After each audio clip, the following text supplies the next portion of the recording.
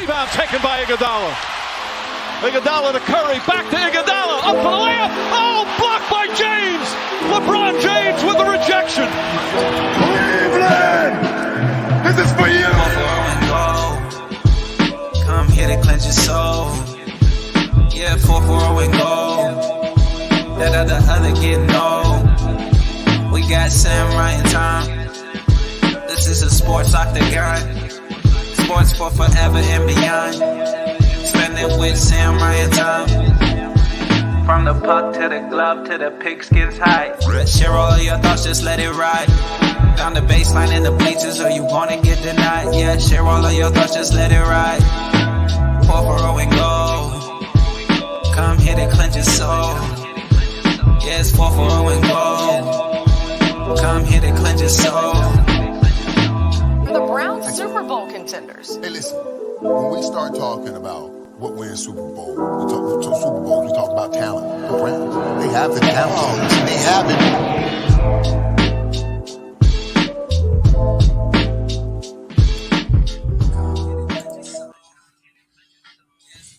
Oh, ladies and gentlemen, boys and girls, children of all ages, 4-4 and goal brings you episode number 32, and I am hopped up almost as much as I was last Tuesday.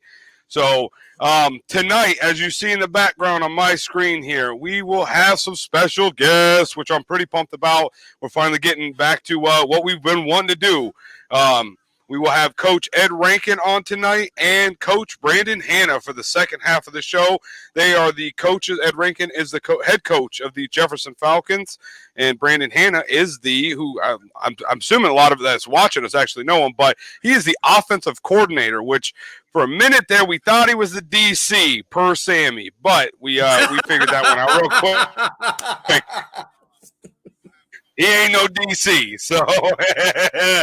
So yeah, episode 32. Pumped about tonight's show. Really getting in and digging in I'll give with myself one the high school tonight. Sports around the area.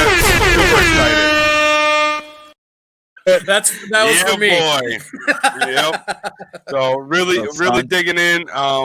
Pumped. How was your guys'? How was the weekend? We had the golf outing, which was a lot of fun.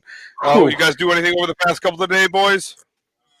Yeah, you know what? I actually got a chance to take my daughters, to the Cleveland Museum of Natural History, which if you have not done that up now, you should. We went out, everybody got masked up.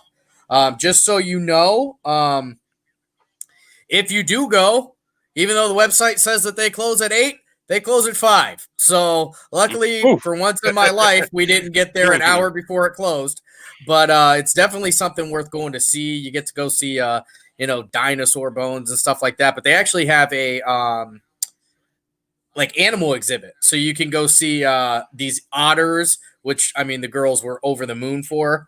And there's some owls and falcons. Oh God, see what I did there? But that's what I did this weekend. The Cleveland Museum of Natural History, and it's actually next to the Art Museum as well. So really kind of a nice area, Wade Circle. 20-minute drive. Yeah. Nice. This weekend, man. Yeah, we'll leave it at that. Do you remember it? Is the question. Nah. Nope. Listen. That was crazy. There was a lot of golf going on, supposed to be. Yeah. I may have not shot what I said I was gonna shoot. 17 under, but I shot it with Michelob. I'll tell you that. It was something nuts. I was in Ryan's pool, and afterward, and I've been watching Stone Cold Steve Austin videos recently, and I did the Stone Cold, the two smacks, and that went over about as well as you thought it would. It was great. We had some interesting times over at Ryan's. Ryan and I had a buddy over there. He had a great time. We're not going to put any names out there, but Ryan, you know who I'm talking about. Oh yeah, it's always Oh, that one. right. Always that one guy. But And Sunday, I was just in pain. I mean, no pain, no gain, though, right? yep, that's it. No pain, no gain. Whew. But so rolling into it, just so everyone knows, I just put a little banner on the bottom there streaming through that again, the head coach of the Jefferson Falcons, Ed Rankin, and offensive coordinator Brandon Hanna will join us around 9:30 tonight. So stay tuned. We are going to go through our typical stuff that we got to talk about. A lot of stuff going on in the NFL, the MLB's knocking on the door, starting up. With spring training, some things going on with the NFL, with the preseason games, that stuff. So let's just roll into it, get our typical COVID-19 update. Let me give me 1 second to share my screen, boys. Well, here we go. All right, screen up. There it is. So Ashtabula County, 478 confirmed, 44 deaths in Ohio. That's a big number, man. That's it. So today I was looking forward to seeing DeWine's press conference, but we seen what happened there. A few things went down. It got delayed till tomorrow. So I do have a feeling that Hendricks fan. To throw a little football reference in there, our speaker here, Householder, basically became the famed Browns linebacker for all of 5 minutes, and he's in some trouble. I mean, just a little bit. He's in a little bit of trouble. Yeah, he's right. He's gonna have a tough time, that one. So I have a question with that. I will say this though about the Ashtabula County number. Hasn't moved in about 3 weeks. And it ain't right. That's suspicious. Right. All right. It's a small enough town that some people who tested positive. And to quote Andy Bernard, quote Andy Bernard, as I love to, there's a lot of murder intrigue going on over here. It's God in heaven. I don't like it. Yeah, so I mean, the biggest thing, like I said, right, the biggest thing is that number down there, 1,236. We are nowhere near, like California and Florida or all those, Texas. We're not there yet, but I'm sure tomorrow. My opinion says there's going to be a few things get pushed out, a little bit more mask activity required in certain places, but we'll see. We'll see how it rolls. So, but let's look at the positive side of COVID, which we do I guess there's really no positive. Mark your calendar we do here. Have a positive with the COVID scenario. So, and not just the test result. Right.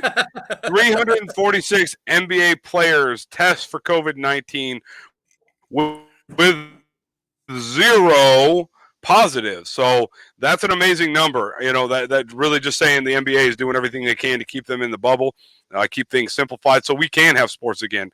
I know America, I can't speak for everyone in America, but I know I'm dying for some sports other than I think I watched some Major League Lacrosse today.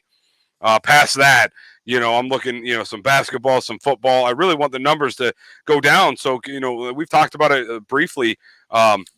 High school sports, we don't know what's going to happen. DeWine said it himself that in the next month, is really going to determine what happens over the next, what happens for football season. So, so he's seeing that as a positive. Yeah, so he's got an announcement tomorrow that he pushed off today. Everybody's expecting more restrictions, myself included. The only restriction I actually anticipate to have, honestly, is I firmly believe he's going to do a mask mandate. Since that makes the most sense at this point. I don't see anything getting shut down. Another kind of just talking about that, the 0 positives with COVID and the NBA. In Europe, who, granted, Europe has a much, much more firm grasp on this virus than we do. But, they've got $100 million athletes out there playing soccer without any problems. So if they can do it there, we certainly can do that here. Oh, we absolutely can. I have never been a proponent of canceling the sports. I have always been a proponent of making sure we're doing it in the most safe manner possible. So I just want to clarify you know that. what's crazy about that, Sammy, going off of what you're saying. So, no, and I might look at this the wrong way, but NFL and baseball, you have gloves on because they wear their batting gloves. They have the long sleeves because they wear the compression. They have compression pants, that kind of thing. So they're protected, in a sense. Okay. Yeah. Soccer, those dudes are on the field together, and they're nuts to butts 10 deep on a team, I think, each running in very close proximity to each other at all time. There is sweat. There is definitely some fluids being exchanged. Not to sound weird when I say that, but it's the best. No, it's true. So they're breathing heavy. So the droplets are in the air. And we're seeing soccer succeed at a very high level. And like you said, these aren't guys that are playing for $60,000, a year. Neymar, I don't know if Neymar's playing, but that's the only name I know because of his Nike contract. Let's say Neymar's out there. That dude's worth probably $600 million, and they're out there letting him play soccer. So the thing is, man, if, like you said, if they can do it, it behooves America to just kind of take a look at it and say, what the heck are they doing right that we're doing wrong? You know what I mean? I've got the answer. It has two loops that go over your ear, and then face mask. Put one of these on in public. They do that. Hey, so speaking of face masks, I'm going to throw something out here. This is a prototype. Have you guys seen the prototype? Oh, yeah. Prototype NFL football helmet. Well, I'm going to bring it up on the screen. Yeah, let me add it to the stream. So it almost looks like something out of Halo. That is not the helmet, bud. No, what do you mean that's not? It's a transparent. It's transparent, and it goes under the face mask. You look like those sons of bitches would look like COVID-19 series helmet. Listen, right. They would look like Bane. It's just it's just a face mask, actually, that they're putting on. That's a hockey helmet, brother. That's what everything is bringing up on here. This helmet, right? Really? And that's what I was saying. But it's everything's bringing up that. Yes, I'm looking. Oh wait, hold on. It's Oakley face shield. Is it? This it? Yes. Dude, if they wore those masks, I would expect Myles Garrett to walk out into the middle of the stadium and be on like a microphone in Cleveland. Time to take back your city, Bane style from Batman: The Dark Knight Rises. I mean, if anyone got that reference, thank you. But can you imagine if they're wearing those style helmets and he rips Mason Rudolph's helmet with that on? I'm pretty sure his head's still attached to it. The son of a bitch is dead. We gotta murder an inch. I mean, he already looks like the kid from The Middle because of that. So you guys are talking about this helmet right here. Yeah, that helmet. Yeah, so that's the one that everything I've seen with Adam this Schefter plastic and all thing these over people, the front. Yeah, it's just Russell like a Wilson shield. Actually has it. Russell Wilson has it and has been reported to be practicing with it on. And I actually heard that Odell Beckham Jr. has already figured out a way to get fined by wearing this because he's gonna have it like he's gonna have it like super reflective, or it'll be a hologram with him like this. Right. That son of a bitch will look perfect. It'll be something I'll tell you absolutely ridiculous that I'd be like, what? I thought this was America. Randy Marsh. Oh Lord! Well, let me pull that off the screen. Oh gosh. So, anyways, getting Pat. We'll get back to the NFL here in a second, but California and Pennsylvania cancel high school sports till spring. So now, we have to update that. That Pennsylvania is actually not official. And that's my bad, not Ryan's bad for feeding you some bad information. Okay. California is absolutely. Pennsylvania has not. It was the Pennsylvania Athletic Conference. So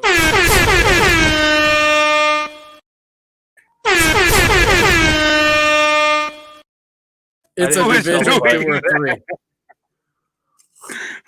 Golly. Tom's like this. No, but so Pennsylvania State Athletic Conference, it's like a Division II or III college conference that actually canceled sports till spring. But California has stopped their high school sports. Yeah, so that the question is going to be, is that where everyone kind of runs into? You know what I mean? They're going to watch and see how it goes, but I don't know. Well, I guess that won't be really the question, but hopefully. Well, I don't know. I just hope we can watch some football this year. Is what I'm really hoping for more than anything. Tomorrow's announcement, I think, is really, really, really going to give us an idea of what's going on. I will tell you this. I don't feel good about the fact that he was supposed to go on today and felt the need to push it off till tomorrow. Right. That means either he's not ready going on. Right, or he's either not ready for the pushback that he's going to get, or he's adding stuff. Neither one of those bode very well. My kids actually got their guidelines for school this year. Oh, no way. Yeah, yeah. So we got those over the weekend. My children attend St. John, and kudos to them because it's incredibly. I didn't know that. It's incredibly thorough and very, very reasonable. Everything they're doing, I as a parent feel very safe sending my kids there. So, shout out to the educators, the administrators, who are faced with these tough decisions because for some kids it's going to be a problem. You know what I mean? Yeah. I will tell you this: home instruction is not for everybody. So, it's not. We got to figure out a way. We got to figure out a way to kind of move forward and get through this, because I've heard vaccination rumors everywhere from December to January all the way out to April, and that doesn't even count the people that are gonna allow celebrities to tell them not to get the vaccination. So, oh man, right. So, Jenny McCarthy's coming in hot. That's where I go for. That's where I go for my science typically. Jenny McCarthy. Yeah, that's typically where I go. I go to Jenny McCarthy. She's fantastic. Right. So getting into a little bit of MLB talk, which we haven't really. I don't know if everyone's been watching, but they are in the middle of spring training, which is super weird to see no one in the stands. And I noticed they have I think the Tokyo League did this, but they had cardboard cutouts of fans behind the pitchers or behind the catchers area there. So when you see it, it looks like fans, and then they're making the sound very much like it's a live game for them. So they're record. When a hit gets hit, it would be a normal sound that you would hear at a game. It's kind of weird to hear it replicated, but I mean, I guess that is what it is. So, but yeah, going back into that, let me pop this banner up. So spring training wraps up and opening day is Thursday, man. Really excited about it. Just to see what's going to happen. We didn't even, with the 60 days of Lindor, man, that's it. We're done after 60 days. He's gone. Yeah, well, just 60 Tostitos. games rather. It's sad to days, know, but it's happening.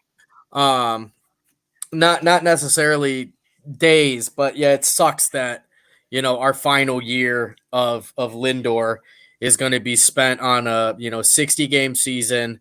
That even if we do win, nobody's going to give us credit for. So listen, I'm happy sports are back because it finally gives us something to watch. So I'm not going to piss and moan too much. I am going to piss and moan still because it sucks. Like they really should have figured out a way that this didn't count for guys like him. I think they brought in Oscar Mercado thinking like, oh, that's fine. He'll take over and, be the new guy. And Oscar Mercado's okay. He's good. But he's not Lindor. That, granted, not many people are Lindor, but that, if I'm an owner and I have a Francisco Lindor on my team, here's a checkbook, bud. I mean, that's it. Coach, good to see you. So the point you bring up about Mercado, Frankie's excellent at everything. Okay. He's excellent at hitting. He's excellent at fielding. I mean, everything. Mercado is above average at most things, Still. but not excellent at one thing. You know what I mean? Like he wasn't even top 50. He wasn't even top 50 in anything last year. So you can't bring in Oscar Mercado to be this like replacement level guy and just be like, oh, well, we're going to be fine. I don't agree with it. You know what I mean? That's what I'm saying. Like he's good. He's not bad. Like I want him on our team. Don't get me wrong. It's nice to watch him. I'm glad. I bitched and moaned the whole time that they kept him in the minor leagues because the Indians love to do that too. They'll have a guy in the minors that really should be playing in the upper league, but they'll hold him off all the way so they can squeeze out one more year of a contract on him. I'll be honest. I'm sick of the Dolans. I'm sick of the way I'm sick of the way the Indians do their business. I'm sick of trash ownership.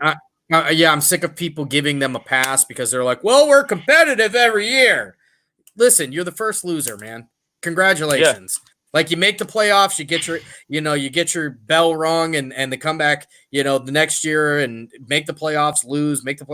Like I'm sick of that. Try and get good. Go out and spend. I understand that you went out and you did this before. You spent the money and you gave Encarnacion, a giant contract, and you went and got Andrew Miller, and you tried it and it didn't. You didn't push all the way through. That's okay. Keep doing it because you got close. Right. You got close because if it wasn't for a mysterious horseshit 3-minute rain delay, we would have won a world championship. And conspiracy theory, I personally believe that until the Indians change their name, and I really do. Listen, I've been saying this since before the Washington name change and all that. I don't believe that Major League Baseball wants Cleveland to win anything while their name is the Indians. I agree with you. I can see that. 100%. I mean, I absolutely hate to agree with you, but I do. I can't help it. And so the audience knows I do have a green screen. It was making me choppy. I'll have to figure that one out in due time. So you get to deal with the green screen. I mean, you heard that for a whole senior year. Get them chopping. Yeah, get them chopping. We can start making little notes back there. Maybe that would be fun. Something of that nature. So a little bit more baseball, man. This one's throwing me through a loop because I just don't understand it. Like, I mean, I understand Canada does their own thing, but for the Toronto Blue Jays, their new home, I mean, I'm assuming just for the 2020 season would be with the Pits in Pittsburgh. That is just throwing me, through the wall. I just don't understand, one, how they came to that, that potential agreement. So it's not official, but obviously they got to play the season. They got to play the season and get everything put together. But the simple fact of, Pittsburgh, I mean, all the places, it just seems like they're traveling quite a ways away to play baseball, but it's just my opinion. Well, they don't really have a choice because Toronto said, yeah, we're not all about that this year. So you keep that COVID down there in the States. So that's it. No baseball up there. They said, can I finish? Baseball's finished. Can I finish? Yeah, absolutely. Yeah. I mean, what are you going to do? Like, it's like, it's like when you're a kid and your mom says, yeah, you're not doing that. Like, right. Okay. Right. Well, I guess I'm not doing that. I just can't get over like how Pittsburgh became a potential location. That's obviously it's not thing. nailed. That's the weird part for me. Of all the places to play, I mean, like, I don't know. I would have been like, let me go play in Cape Cod, Maine at one of those AAA ball fields over there. Or Buffalo. Like a nice stadium. They love all things, everything. Buffalo supports their teams like no other. The only thing I could think of, and I don't know, Tom, you tell me, maybe the fact that I think people forget, number one, that Buffalo's New York. Yeah. I know it doesn't really feel like New York, but Buffalo is New York. So with New York being a hot spot, maybe that's what it was because, Pennsylvania has a lower number than New York. So maybe that's what they put it there. But, Buffalo is basically just northwest Pennsylvania anyway. Essentially it is, yeah. And the fact of the matter is that Buffalo has been clamoring for a Major League Baseball team for years. Okay. And having a Major League Baseball team in Buffalo, like you said, Sammy, Buffalo supports their teams like none of. Oh, they do. They really do. So having Toronto come down to Buffalo not only would keep it more localized for the Toronto like fan base because it's not as far like geographically, but also, you know, it's got that Niagara Falls kind of link, I guess, in a way too. You know what I mean? It's kind of like a kindred spirit type thing. Kind of like how Cleveland and Buffalo are intrinsically linked in terms of like fellowship with football, you know, like the Bills and the Browns are buddies pretty much. You know what I mean? Like if you think about it. Listen, I lived in Pittsburgh 5 years. Okay. That town is nothing but construction, a casino, the Pittsburgh Penguins, and the Steelers. They don't even give a shit about the Pirates, man. So No, the they fact don't. of the One-way matter is, roads. One-way roads, by the way. roads. Yeah. So I Everywhere. was leaving my best friend's wedding. Like we were in downtown Pittsburgh. It literally took me 3 hours to leave the city because they were having a bike marathon down there too. And with one-way roads, I couldn't get out of it. So I was literally just parked there. You know what I mean? Sitting, hungover. Totally different story for another day. However, people do forget though that University of Pitt, the Pitt Panthers, have a fantastic field to play baseball on. So I could definitely see the Blue Jays playing at Pitt's field, honestly. But the other thing too is that there's just not interest in Pittsburgh with baseball right now, especially because you want to talk about shitty ownership in Cleveland, shitty ownership in Pittsburgh, man, because the year after they made their run, they had that Pittsburgh had that run for a few years where they were a contender. Yeah, the minute they lost like 10 games more than the previous year, do start selling people off, man. They get rid of McCutchen recently. They got rid of Sterling Marte, who was going to be a cornerstone on that team for years, and they don't replace it with anything. So maybe just the thing is you got Vlad Jr., you got that Bo kid, Shiflett or something like that. I don't remember his name. And you got a fantastic pitching staff. Maybe that'll reinvigorate the fan base, and when they leave, Pitt will be interested in baseball again. But I just don't get it. I think it's a clown move. Buffalo would have been better. Pittsburgh sucks. Always has sucked. Always will suck. That is That is the official stance of this show. Not as bad as the Detroit Tigers, though. Marcus Parker. The only thing that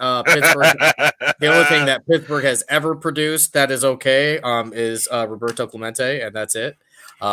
Everything else from Pittsburgh can go right into that toilet that they call Three Rivers. So, but the one thing I forgot to bring it up. So Pittsburgh has done this kind of thing before, though. Pittsburgh's facilitated stuff like this before. So in World War II, when people were leaving and football teams were kind of the Steelers and the Eagles combined and made the Steagles out in Pittsburgh. So the fact of the matter is that Pittsburgh has that history of integration and helping out. So that might be an homage to that as well. What a hybrid that was. The shittiest NFL fans in the shittiest city into one group. Just a perfect combination. Called the Steagles. Yep. Hard pass, boss. Hard pass.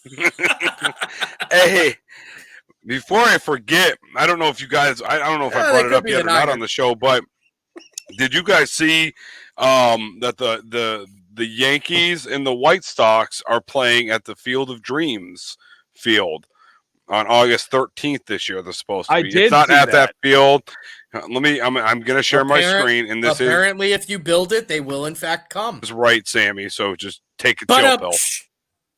If Kevin Costner isn't there, so to the right here, right to the wait, bring that banner down. Yeah, I don't know the whole schematics of it, but to the right is the original Field of Dreams field. The MLB did build this field on the left-hand side for the venue, so it's like it was supposed to be some special event. It's not guaranteed that they're going to play there just because of the travel and COVID, because this was all produced early in 2019 before COVID hit. So, but as of right now, they're still talking about possibly playing it. I just think it's going to be cool. I mean, I love that movie, and I do believe Sammy said he absolutely hated that movie, thought it was stupid, but God, sounds about right.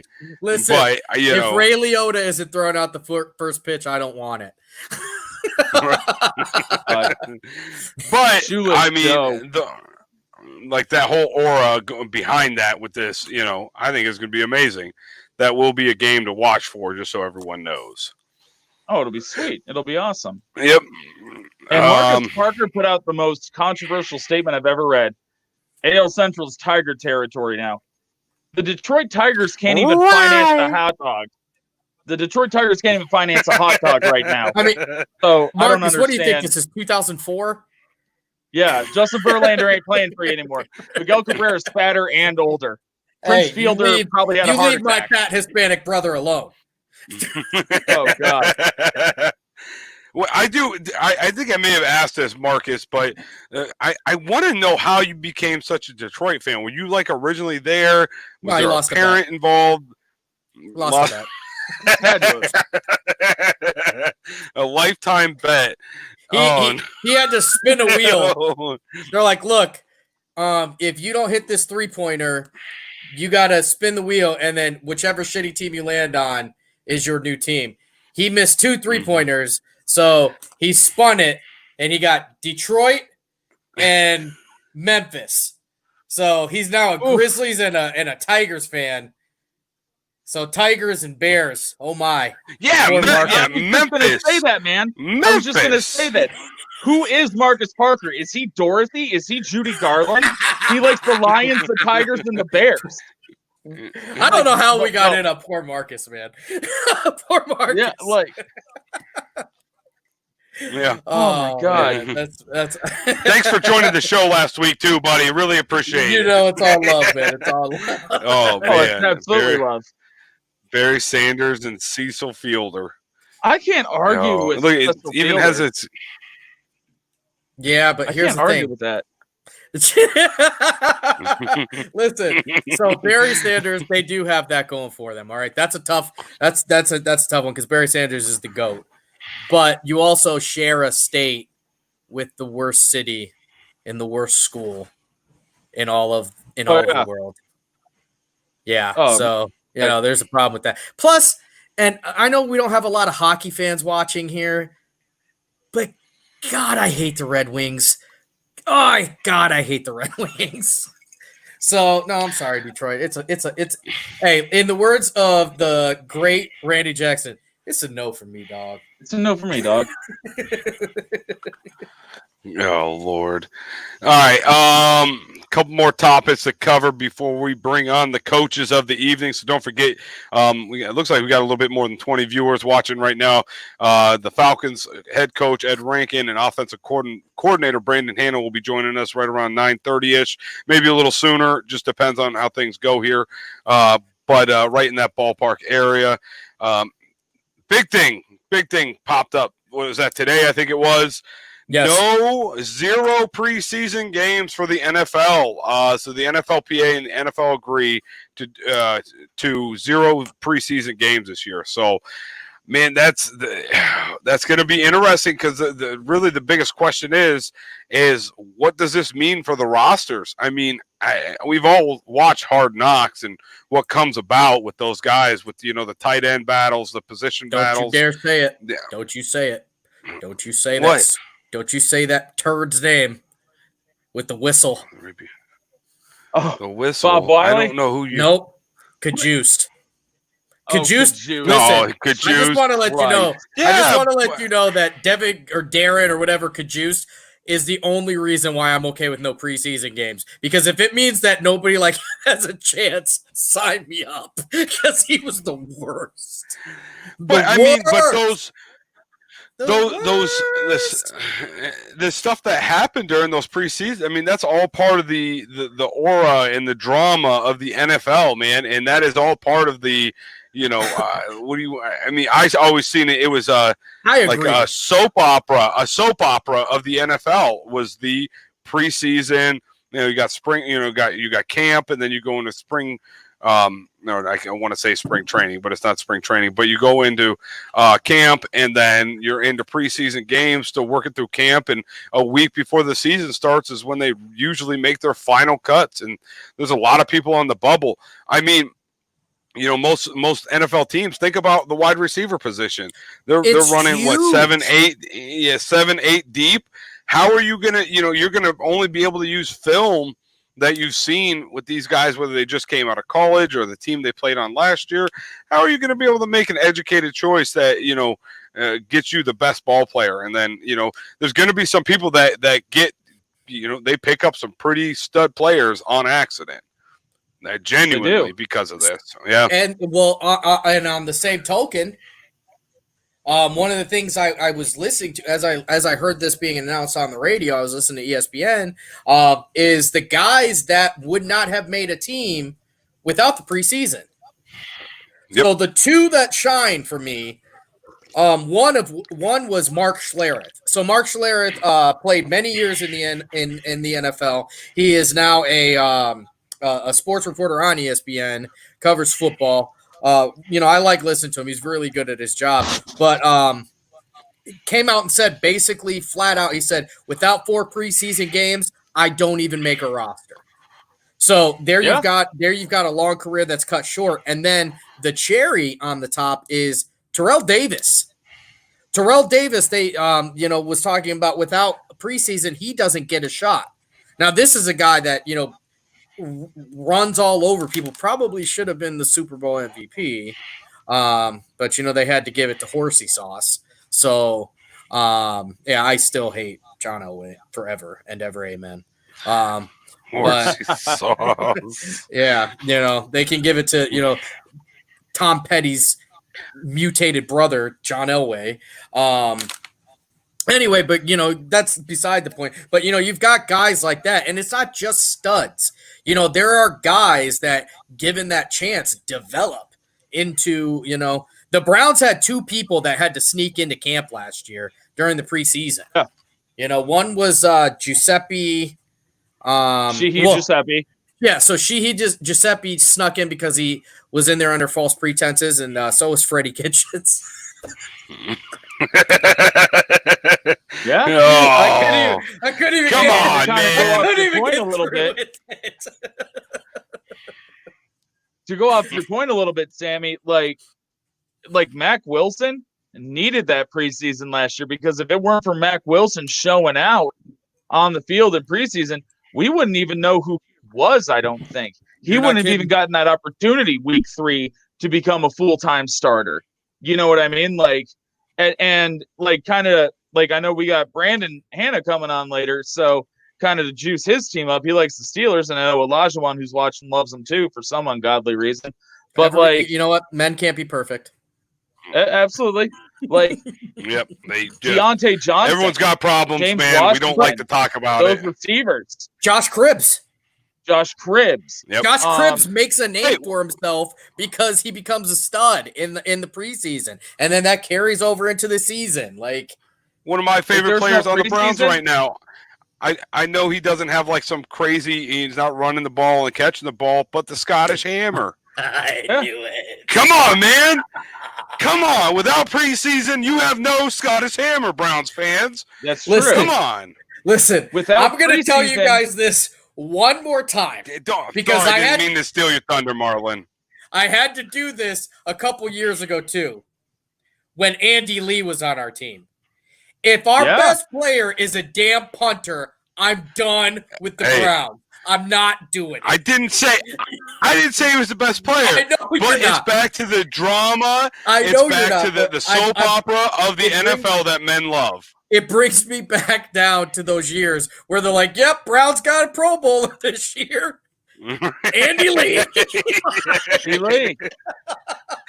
Hey, Phil Dawson was a baller, okay? Yeah, and I don't know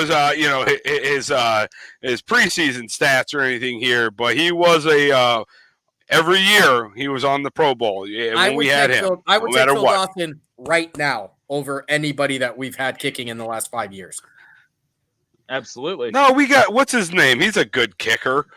He's We had not no Philly. issues last Austin year. Seibert? Finally, no. Austin Seibert. Yeah, Seibert. Seibert. And, Seibert. He's a good one. Nope. I think you're forgetting. In the preseason, missed a shit ton of kicks, missed 3 kicks in the first 2 weeks.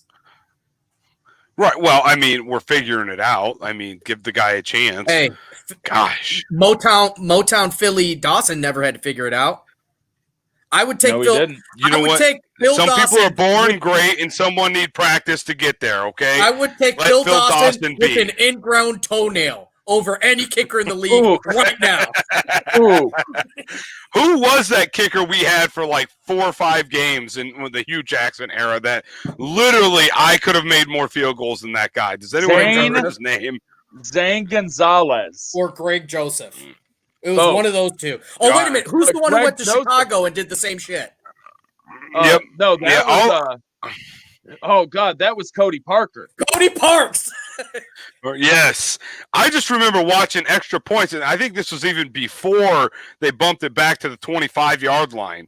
They were still kicking from like the 5 or 3, whatever it was, and thinking he's going to miss it. He's going to miss it, and we're going to lose by 2 points today because he's going to miss both extra points. Yep. We might as well just go for 2. Why not? Why put this hate on all the Browns fans, you know? Cody But, Parks was like a NASCAR driver that could only turn right. Right.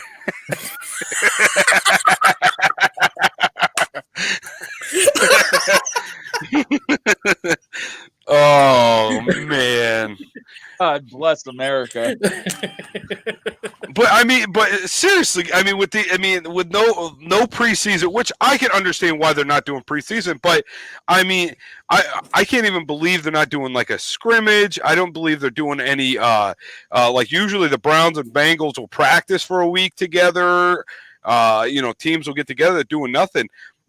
Week 1 of the NFL is gonna be a crapshoot. You really don't know what you're gonna get.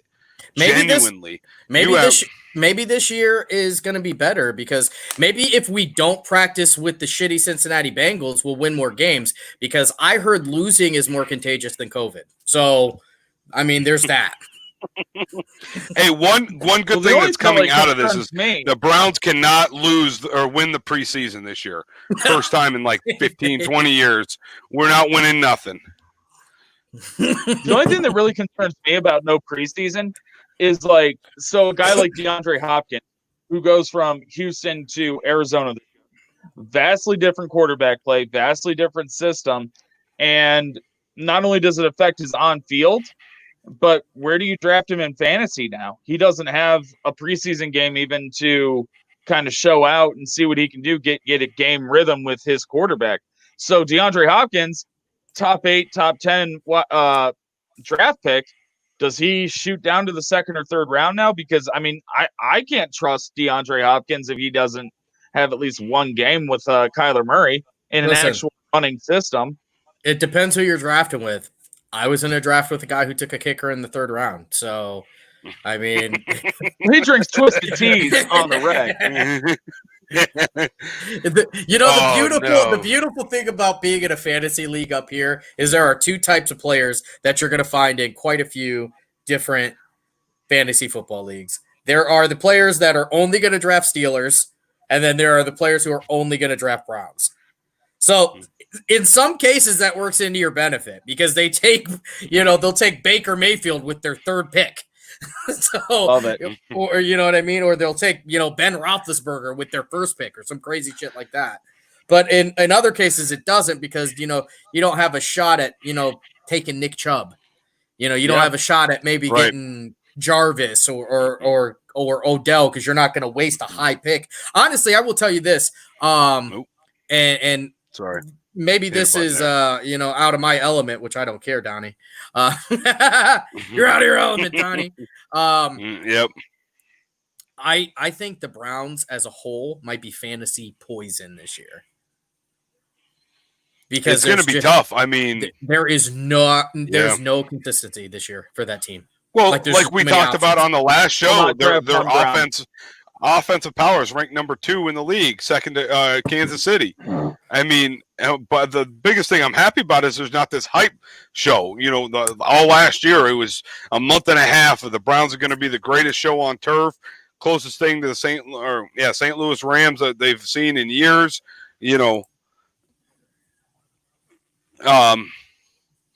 And John, your jacket I burn it. It's just what it is. Get over it. But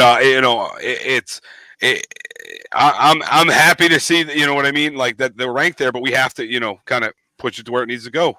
So I'm reading comments and all that. And don't worry, you're coming John up now. Castrilla, thanks for joining the show. I don't know if they're getting ready. We're getting ready. They're headed this way. I don't know if you're a new viewer or not, but don't forget everybody that's watching. Here in a couple moments, we're going to do our business of the day like we always do. Okay. Sorry, reading comments again, but doing business of the day like we always do. Talk about them a little bit. Take our quick 4-minute break, and we're popping right in the second half of the show. Rankin's coming on. Hanna's coming on. Super excited to talk about the Jefferson football squad coming up this year. They got a lot of hot things, a lot of interesting things coming up. So for that disaster he sold me last year. I don't know who's Jimmy John. I don't know who that is. Well, Jimmy John's a sub restaurant, Ryan, and they deliver in 5 minutes or less. Yes, that is true. But if you read his comments, you'll understand why it came out that way. Yeah, run it. Yeah, I'm sorry. Sammy, you take this. All right. So our business of the day today Here we go. Is going to be my home away from home. Shabam. My home away from home, Dublin Down Irish Pub and Eatery. So if you're looking to get the best Reuben in the city, Dublin Down's where to go. You want to have a decent priced adult beverage, that's the place to go. It's one of very few places that me and my wife actually frequent. I feel it has a very Cheers feel. I'm aging myself here by saying that, I guess, because some of the younger kids probably don't even know what Cheers is. I barely know what Cheers is, but it's just it's a great place to go get really, really great food, fresh made for you. Great conversation. It's located right here on Main Avenue in Ashtabula, Ohio, where the old Cork and Kettle used to be. If you are up this way, it's definitely worth going to check them out. I know every year we hit there for St. Patrick's Day, and in the fall, I know last year they were showing Browns games on the outside because he has a giant big screen, so it's definitely worth going to check him out. And if you get lucky, you might get some of his hard cider during the winter. So go to Dublin Down, tell Dave that 440 and Goals sent you. You're not going to get anything but a smile and good food. There's a smile. We ain't got no good food for you right now. So, all right, give us about 4 minutes. Run through our intro and outro, and then we'll be back, and we will be then bringing on It's Jefferson Falcon football time, baby. Yeah, Jefferson Falcon football time. So give us here a couple minutes. We'll be right back, guys.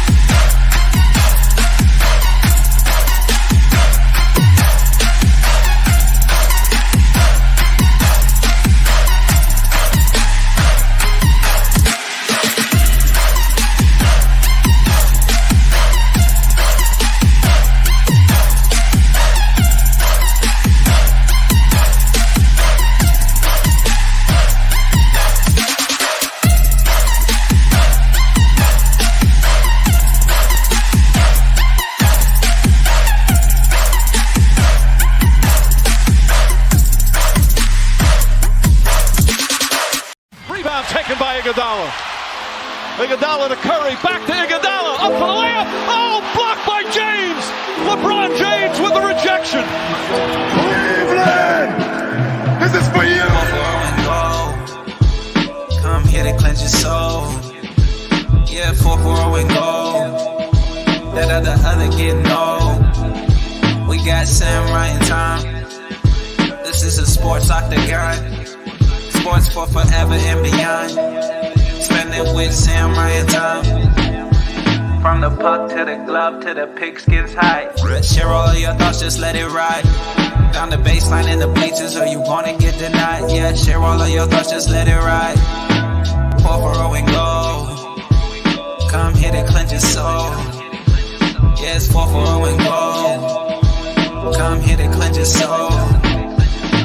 The Browns Super Bowl contenders. Hey, listen, when we start talking about what wins Super Bowl, we talk about talent. The Browns, they have the talent. They have it.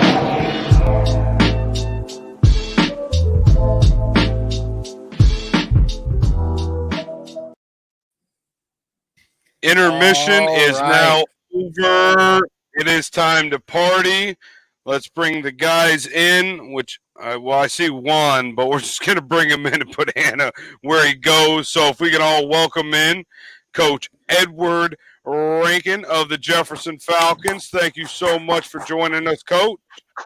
My pleasure, Coming guys. up next, because he finally decided to show, is what we got. Brandon Hanna action over there. Welcome in. Thanks again, guys. Greatly appreciate it. Yeah. So I got to say, I know these guys, so everyone that's watching right now, they are in the weight room with these kids right now. It is 9:30 at night. I don't know who's still there, whether they just left, whatever it's been, because they've been in the background for about an hour with us now. But, I mean, it sounds like some dedication is happening out in Jefferson. So if you guys want to, I'm going to let Coach Rankin introduce yourself, talk a little bit about the program. You want to talk about your staff, whatever it may be, and then Hanna will let you go next, okay? Sure. Sounds good, guys. So just for maybe getting to know you guys and give some of your viewers that may not be familiar with me a little bit of background without giving you my life story. I'm originally from Youngstown, Ohio. So by the time my mom was 20 years old, she was a single mom with 2 kids. And we grew up in a rougher part of Youngstown. And I grew up living in a blue-collar home with my grandparents. My grandfather was a mechanic and a Navy vet. My grandmother worked for the Catholic Diocese of Youngstown as a housekeeper for 40 years. And then my mom was a bartender until she went back to school. So for 13 years, I lived in the heart of Youngstown, Ohio, and I'll rep Youngstown until I die. That's a place I'm proud to be from. It's blue-collar, hard-nosed. It's a diverse community. Probably very similar to Ashtabula, where you guys are from. So I always rep Youngstown. So my mom got remarried to a great guy when I was about 13, had my little brother, and they moved us out to Austintown Fitch. And when I got out there in the 7th grade, I started playing football in Austintown Fitch. And the cool thing about that time was like the early 90s, the Fitch teams I grew up idolizing, they were beating St. Ignatius in the playoffs. They stopped their 32-game win streak. They were making playoff runs. So I got into Fitch at a good time as far as football was important. It was the thing to do. We played great competition, and I had great coaches. And, like, that's the most important thing. Like, I felt like I was brought up under the right type of coaches. My O-line coach for 1 year in middle school and 4 years in high school is Joe Brooks. He's the O-line coach of South Range right now. He's an Edinburgh grad. He's an Edinburgh Hall of Fame. But just he instilled that passion and love for football and doing things the right way. So I had a successful playing career. At least I like to think so. I was a team captain. If you ever see me, I'm not very tall. I try to tell everybody I'm 5'10", but I don't know. People lie and say that's not true. So there ain't a market for a 5'8" center at Ohio State. So when the recruiting trail dried up, I probably ran a 5'7" or a 5'7" 40. So when the recruiting trail dried up, I jumped right into coaching. So I've been coaching since 1996. And I started my career in middle school in Austintown. one of my highlights as a middle school coach is I got to coach against Maurice Claret when he was an 8th grader at Hillman High School, or Hillman Middle School on the south side of Youngstown. So like that was like the coolest thing in my middle school coaching career. We went up against Maurice Claret. So fast forward, I bounced around a couple smaller schools. I coached at a small school called Jackson Milton. It was close to my job and my apartment when I first got married. I had 3 years there. And then from there, I went to Niles McKinley, which was very pivotal because that's when I got to work with Coach Phil Annarella, who just passed away last June.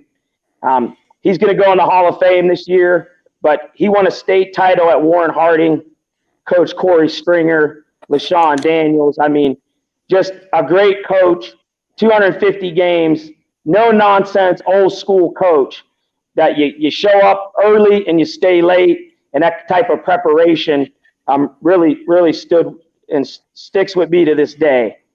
And from Niles McKinley, Phil got the job at Fitch, my alma mater. So I went back over with Phil back to Austintown Fitch, and during that time we kind of the kids and the coaches kind of resurrected the program. So we had some down years, we had ups and downs, but by the time I left out of there, we had won the Federal League, and we beat Willoughby South in a playoff game and lost to Solon. But I mean, just around a lot of great coaches and great players. And a few stops, my most recent stop before I came to Jefferson was Lisbon David Anderson, and I got to work for a great coach named Jim Salimos, who won a state title in 1995, and he coached on the college level. He played at Mount Union, and he and I are great friends. I learned a lot from him. And another mentor is South Range, Dan Yeagley. South Range is one of the premier programs in Youngstown, Ohio, and one of our opponents in our NE8. And I've pretty much coached every position except quarterbacks and defensive backs. So I've coached it all, been offensive coordinator, been a special teams coordinator. And when Jefferson opened up, it was a good opportunity for my family to move together and be a part of something special. So that's what has brought me to Jefferson up to this point. And the community has been great. The school district is top notch. I love my teaching job. It was very important to me because I work with great educators, great administration, and great kids. So that's kind of like 25 years. I'm getting old now. 25 years, like in maybe probably 6 minutes. I don't know.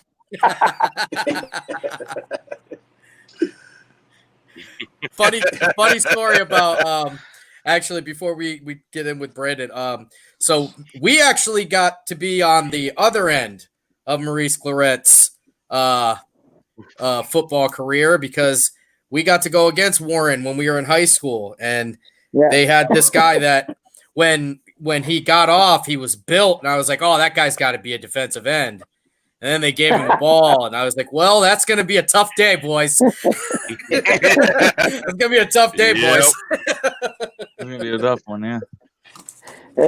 Hey, that game, being a young coach, we were young coaches in the middle school at Austintown, and we were cocky as heck. And the one ref that we knew walks up to us before the game. He's like, coaches, you're losing today. And at the time, we had a 6-game winning streak. We had 3 Division I football players on our 8th grade team at the time. And we looked at this ref like he was crazy. And he pointed over, he goes, that guy right there is going to beat you single-handedly.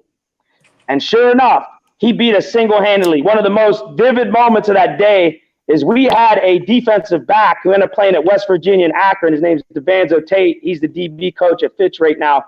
He went up to stick Maurice, and like there's this big guy, saw like a gunshot go off. And he ran over to Vanzo, and then all you hear is everybody's mama in the stands going, my baby, ah! Everybody was crying. It was like a massacre. we lost 24-8. We just went over and shook his hand and said, my Lord, what did we run into? And then that's how the legend grew, man. The legend was on from there.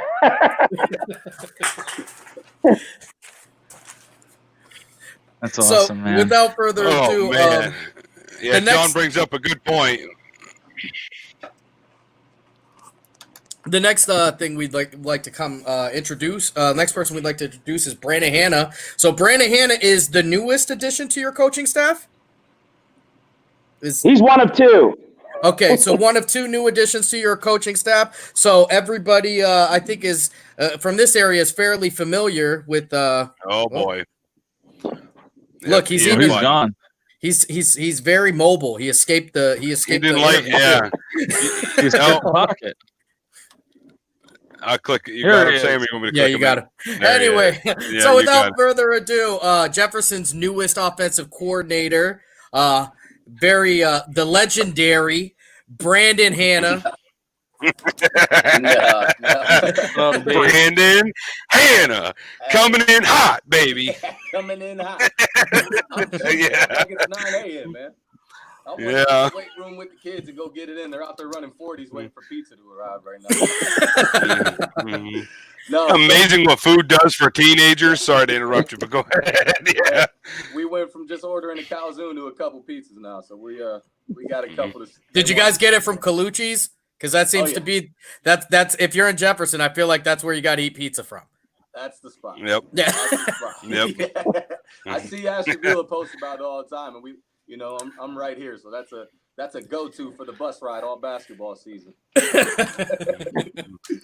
So no, it's kind of hard to talk about myself. I guess most of the people on here, not in a humble way, kind of know who I am, but I guess I'm an 07 graduate from Lakeside. Played quarterback there. Played a little college ball at Lake Erie and Hiram. Started quarterback at both spots. Then I still play semi-pro now. It's something to do. I actually kind of the guys I play with are kind of there's kind of different levels. And played with a lot of just straight ballers, man. Guys that have signed big contracts, guys that have been on practice squads, guys that just love to play football.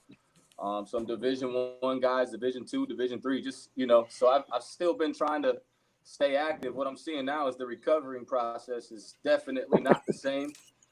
It's a bit delayed. I'm nurturing a shoulder right now. My ribs hurt. So not a lot of coaching. I spent a lot of time training myself, my body, working with a lot of guys, and I've been kind of just training a lot of kids through the last several years behind the scenes, and just preparing them for high school, college, junior high, and I actually have some third and fourth grade, third through third year in college, third grade through third year in college kids, and just enjoying it. So I landed in Jefferson, surprisingly, for basketball season, I think last June. Coach Fasano, he was formerly the basketball coach over at Lakeside. He was bugging me all week, and I finally got back to him, and I'm like, everything okay? And he's like, hey, we have a summer league game out in Youngstown, or out in Girard, Jefferson basketball. I said, Jefferson basketball?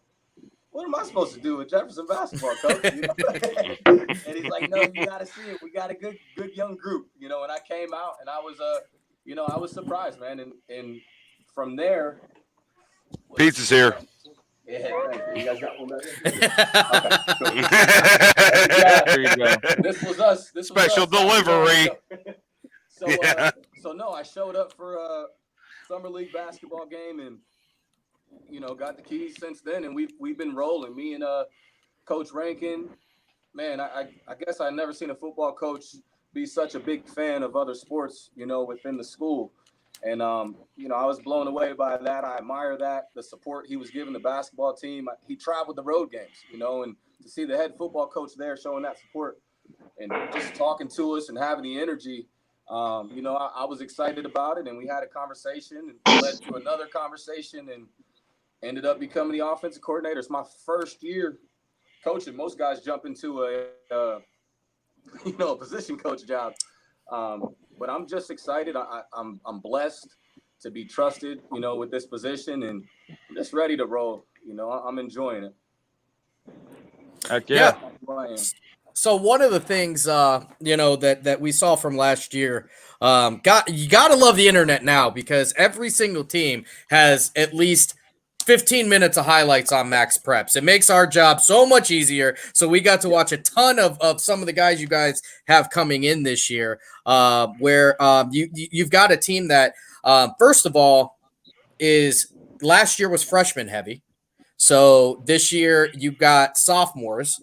So even, they're not completely fresh. You've got some guys with a little bit of, they got a little bit of dirt in their fingernails, but they're still not long in the tooth yet. They still, you're still going to have time to teach and stuff like that. But guys that seem super comfortable with running option, with passing the ball, with getting out there and spreading out this field. So as an offensive coordinator, what kind of without showing us your hand, what kind of stuff are you excited to implement, or is there something that maybe you're going to change because of the team you have? Sure. I think one of the cool things is always looking at the bright side is I wasn't a part of the program last year. So when I came in, I got to see what you guys kind of got to see, but I also got to see these kids working the way they were working all winter long behind the scenes.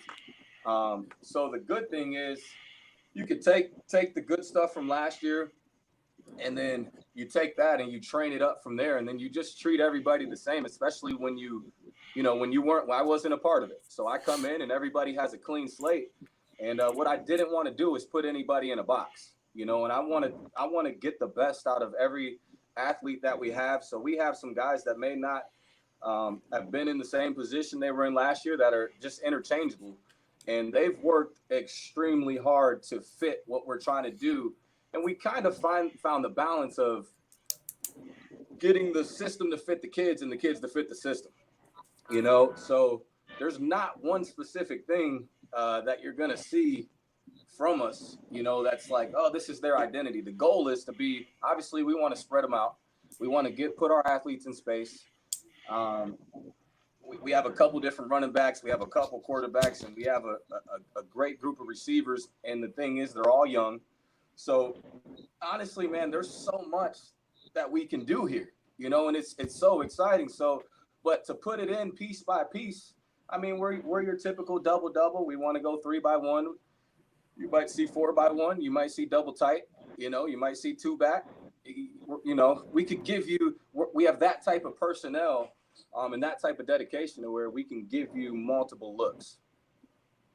So basically what you're saying is with what you guys have right now, this returning team and the offense that was last year and the one that you're putting into is defenses are never going to be comfortable when the Falcons have the ball. That's basically what you're telling me, right?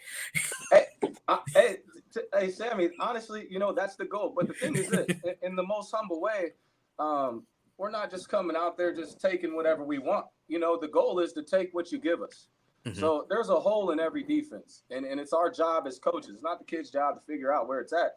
That's what we sit down and hang out and break down film for hours for and prepare these guys for. So if you want to take away the run, well, it's not the same. We don't have the same identity we've had. We're going to throw the ball, and we're not afraid, and we're extremely confident in that. If you want to load the box, we'll spread you out. We can play the air game. If you want to come out of the box, let's see. It's all simple. There's a box. Let's play numbers. Where are the better numbers at? That's where we're headed. Right. One of the things I do have a question for Coach Rankin. So obviously we have, the OC, but I wanted to see if I could get you to talk a little bit about your other assistant coaches. If you want to, kind of shout them out a little bit and say, who they are, what they do, and how excited or not excited, I guess, could be an option too. But assuming excitement. But yeah, if you want to talk about them, Coach Rankin, go right ahead. Absolutely. First off, we have Scott Collins back, linebacker, co-defensive coordinator. Scott's Mr. been with Collins? me. Yes, Mr. Collins since day one. Yeah. So yes, baby. We have Coach Collins back. He's been with me since day one, since I got hired here. He's going to work with linebackers, and obviously he's been a coach of the year in this county, and he's been around a very, very long time. So he's got a lot of wisdom, and he's doing a great job. We're glad that he's still with us, and he's doing excellent. Next is a young guy, Robbie Ecker. He's been with us since day one. He started as our cameraman, and he just kept working really, really hard and being involved. He's a guy that comes in and works in the weight room all off season, for free. Like, that's just what his dedication and passion for this program is. He's with the D line, and he's a very young coach, but he's an up-and-coming coach, somebody I trust and have a lot of respect for. And a key hire is our offensive line coach is Jeremy Stiles, was all-state player. He's hanging on the wall in Jefferson. He took over the O-line last year around week 4. And when he took over that line position week 4, we started, although competition got harder, when you really sat down and watched the film, and I saw a ton of growth from our guys up front. And like, we had a lot of freshmen playing up front. And just to see them grow from when Coach Stiles took over the line to where they are now is very exciting. You know, Brandon's a bright mind, and the guy's smart. He comes up with all these great ideas. It's up to the line to make that stuff go. So, you know, I'm excited to see Jeremy and Brandon work together. They've been working together great. And that's going to mean great things for Jefferson. And then our second new coach, who really isn't new at all, is Jim Henson Jr. is going to be back helping to run the defense, and he's my assistant head coach. Now, it's a unique story. Coach Henson has always been a friend of mine since day one I got here. He always helped me. He had some things with he's going back to become an administrator. He's working on his master's degree in administration. He always was helping me. So through luck, so habit, some stuff come open in his school schedule, and I think he got his blessing from his family to come back and help us. And I think really his love of Jefferson and our kids really shine through. And talking about having a guy that has been a college coach for over a decade, a winning coach at Jefferson for 13 years. He's in the building as a science teacher. Just a great dude. I mean, he's in 3 Hall of Fames as a player. Like, having him on board too with our new guy, with Brandon and our old guys from our staff. Like, I feel we finally have a legitimate coaching staff that these kids deserve. And that's just varsity. I got to shout out our middle school. Coach Rob Mead is our strength coach, and he's the head middle school football coach because he's doing stuff with his kids. He can't always commit on Friday nights, but I spend every day with Coach Mead in the weight room. Like, I see him more than I see my own wife. And like, it's paying off. He's been the strength coach here for 20-some years. So like, these kids are getting strong. He's about as intense and a hard-nosed coach as you're going to find. And we got Dave Wright, who's been at Jefferson forever with the middle school, just a positive guy. He coaches 3 sports as well. And then a Jefferson player, John Jackson's going to be helping out at the middle school. It's his first year with us. So, I mean, I feel finally, like I tell people, say what you want about my coaching. I know good players and I know good coaches. I feel like we're finally at the level where we can start building and doing things to take our program to the next level. Absolutely. Yeah, it's one of the, so Jefferson really has a storied football program. So this is, for many, many, many years, Jefferson has always been one of the top ones around here. Jefferson actually has Ashtabula County's most recent NFL player in Matt Hatchett. So there is pride, there is community. I have said numerous times, I think Jefferson has the most high school friendly football field that I've personally visited.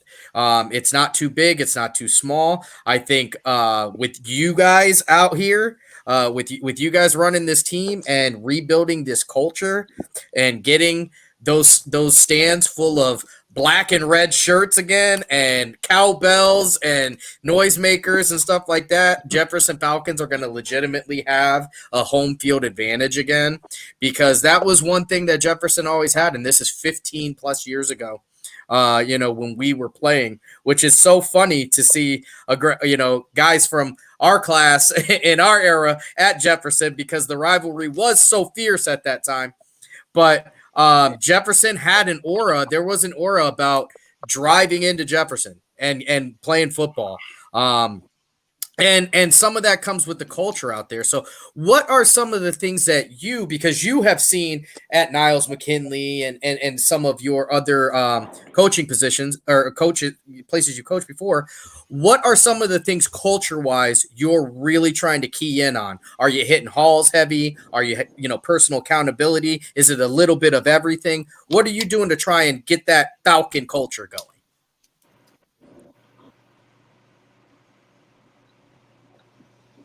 Can he not hear me? Well, your kids are your best recruiters. So when your kids come in and they have a good experience and they're enjoying what they're doing and feeling good about what they're accomplishing, they come back and they bring their friends. Like there's a quote from Walt Disney that says, I'm paraphrasing, be so good at what you do that people will want to come back and bring their friends. So like that's been the best thing for us.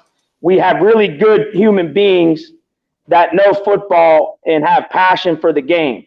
So when you come to Jefferson practice, you feel that energy, you feel that juice, and the kids work really hard and they walk off the field and you can hear them and see their reaction like, dang, man, that was sweet. Like that's awesome.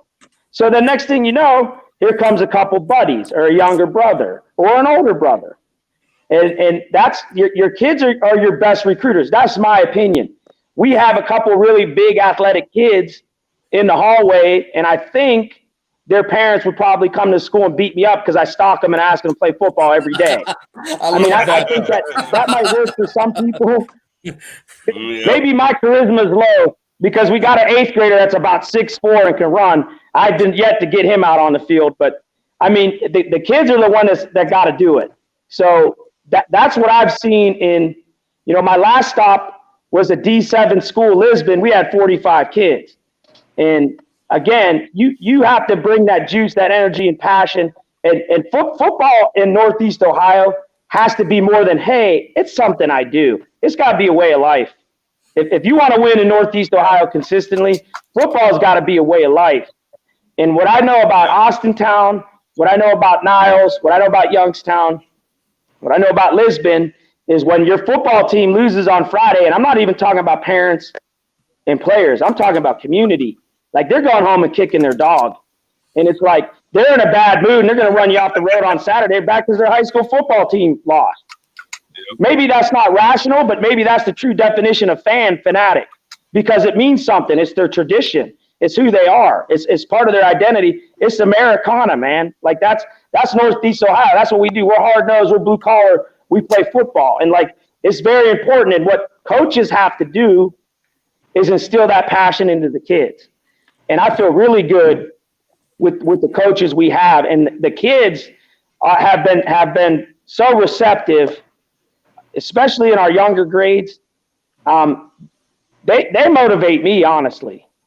And, like, there's so many great different little examples and things. Like, we have 4 seniors right now, and these guys have been through hell and back. Like, Danny Bruckman, Austin Jones, and Jacob Sabo, they have been through hell and back. They have been through everybody telling them they stink in the halls and guys quitting on them and people telling them you can't play in this league, that or the other. But they keep coming back and fighting and bringing people with them.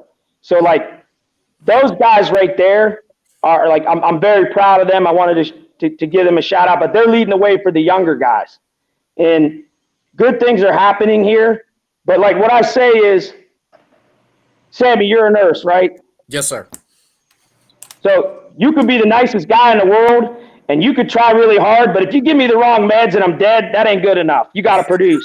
That's right. You know what I'm saying? Right. So That's right. We could be nice guys and we could be fun and we can work really hard, but we don't produce. What's the point? We got to produce. Yeah. So this year, I can tell you we're young. I can tell you whatever we want, but I'm expecting us to win this year. So we got to start winning some football games, and I believe we're going to. That's my expectation for myself, most importantly, my coaches and my players. We need to start winning some darn games around here. Yeah, and you know what? So, hey, sorry, not to cut you off, Sammy. So, Coach, you're talking about like tradition and how Jefferson's ingrained in football and how important it is to them. Have you have you like reached out to guys like Ray Park, JJ Mahokey, Nate Meyer, Jed Miller, like Boogie Knight, like those guys, Tommy Garrity, who I actually went to college with, to like come back and maybe talk to them about like that Falcon culture, that everything like that? The door's open. Some guys I've gotten to meet Jeremiah Knight, Bubba Haggerty, some of the newer guys. We have 2 former Jefferson players three on our staff. Our girls basketball coach and track coach is TJ Furman. He runs a Facebook group and he gives score live updates on Facebook every Friday night to like 50 of his friends throughout the country. And like I've had communication through those guys very often. And then just being new to the county and town, I'm starting to meet those guys. But the word has been put out that it's open door. Come back, talk to our kids, tell them what it takes to be successful. I've reached out to Matt Hatchett a few times. We've had some conversations. You know, he's given us well wishes. So Angelo Mirando, the Mirando brothers, quarterback coach at UMass, gives us drill tapes and stuff last year. So I'm very aware of the pipeline we have. And, you know, that's something I always want. It's an open door policy. I mean, that's what you did for us. I mean, just talking through the show, just because, you know, telling you guys what we do, you guys open the door for us to come out whenever we want. That's amazing. Absolutely. One thing I wanted to touch back on was Hanna. You know, Hanna, honestly, you have the youth, you have the charisma. And Coach, I'm not saying you don't have it. I'm just, I guess, stating the obvious here. Yeah. But, you know, bringing Hanna in, man, I mean, he's just got the you know, a good aura around him, in my opinion. You know, what I, you know, just talking to him via the StreamYard link that we use here. But your goal, though, too, how often are you banging on lockers? I know we talked about it a little bit last night, or I should say, how often will you or have you been banging on lockers? You know, last year into this year, is that part of your you know, your goals throughout this season? Yeah, no, sure. I think. You know, one of the things, it's hard to talk about yourself. But if you don't know me, then you don't understand that to me, it's bigger than the game of football. Yes, sir. My heart and my passion is for the youth, most definitely. I mean, when we say all in, you know, I'm all in. And I told Coach, I said, Coach, when we start, I mean, there were times where I'm bugging Coach in the middle of the night just to get the okay to, you know, get Zoom going, checking every day on the regulations with the whole pandemic and quarantine. I'm showing up to I mean, what a year to start coaching. Oh, my goodness. Hey, and then they said, you know, we're further ahead than where we were, you know, but to me, man, it's just investing, you know, and before the system or the game of football began, the relationship had to start, you know? So I think I've put in a lot of time behind closed doors to invest in the kids, to get to know the kids, get to know what they're interested in, get to know some dreams, some visions, and share who I am with them and share my heart with them. And we've had some tough discussions and tough conversations already, because what I don't want to do is just be a coach, put up a few numbers, get a few wins, and then these kids graduate, you know, and just go to live life. And this was just a thing of the past. Like Coach said, the door is open. So I want to be a part of that bridge, you know, and I want to have that lifelong relationship like I have with some of my coaches. So I've learned a lot from some great coaches that we've had, that I had in college, that I've had semi-pro. Some guys on here commenting on here that have showed me the true meaning of relationship and how to put the two together when it comes to being a coach.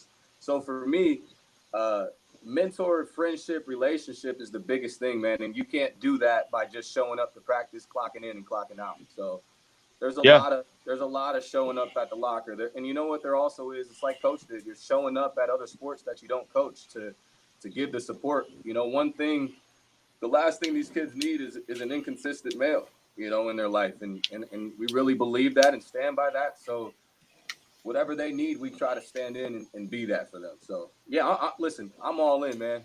If they're selling ice cream around the corner, you know, on Sunday at 7 a.m, I'm going to show up and support and buy some ice cream and hang out, pull a chair next to them. So whatever it takes. So, man. And then you're gonna make so that car wash pants until the Falcons fundraising car wash, and Hanna's out there taking his shirt off, showing everyone what's up, baby. Oh God. Put on an extra layer. Yeah, let me get that wax on, wax off for y'all. Jesus Christ. So listen, Go ahead, Sam. I want to talk a little bit about. So last year absolutely was a tough year for you guys. Now, what you guys went 1-9, but looking through your schedule, only 2 teams that actually beat you had less than 6 wins. So this schedule is not powder puff. This is not a cream puff schedule. You guys have legitimate contenders every single year, including a team in Geneva that went 8-2. You got, I believe, South Range went 7-3, missed the playoffs by 0.05 points last year. So, yeah, like I looking through the schedule, at first glance, it looks like you guys had a much tougher year than you actually did. But man, you guys are playing haymakers every week. You guys, there's no room to breathe.